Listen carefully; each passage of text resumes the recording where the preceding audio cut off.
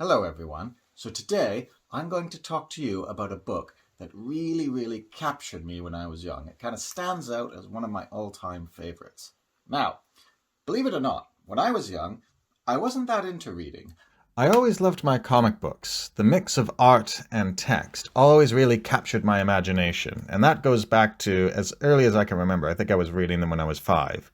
But proper, large novels with text never really appealed to me. However, that changed when I was introduced to one book that really captured me. And it was a bit different from most books. It's essentially this. This is one of the core books for the game Dungeons and Dragons. I loved this book because it allowed you to build your own fantasy worlds with whatever kingdoms, creatures, heroes, and villains your imagination could create. My friends would come round and we'd play the game in all the lands and kingdoms I'd created, often fighting dragons, dark elves, undead, or whatever. My cousin gave me one when I was 11, and once I opened it up and started going through it, it completely blew me away. Dungeons and Dragons, or D&D, is a game based around storytelling, and as the Dungeon Master, you're the one telling the story.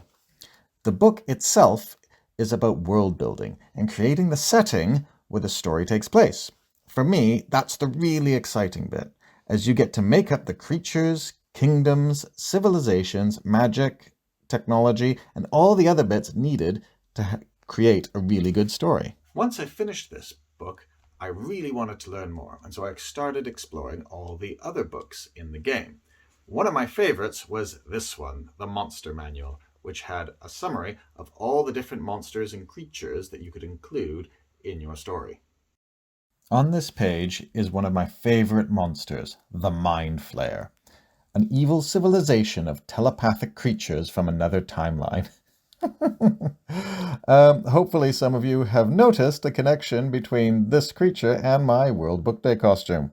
This is another creature from the Monster Manual, a roper, which is designed to look like a rock until one of your characters walks near it and then it comes alive and tries to eat them. So I started with the Dungeon Master's Guide, and I loved it. And that led me on to other books, mainly the Monster Manual, and then other ones in the game, and that expanded my love for it even more. And then, as I explored it further, I found that there was novels connected to the game, and that really got me on. So I went from a child who wasn't really into reading to reading loads of these. When I was between about 13 and 15, I think I read about 200 of them. Most of them are still in my parents' basement today, but you know what? I still pick them up because I still find them fun. And I think that was the key thing for me, is that, as I've said to everyone before, as long as you find something you like, read it and enjoy it, then it's mission accomplished.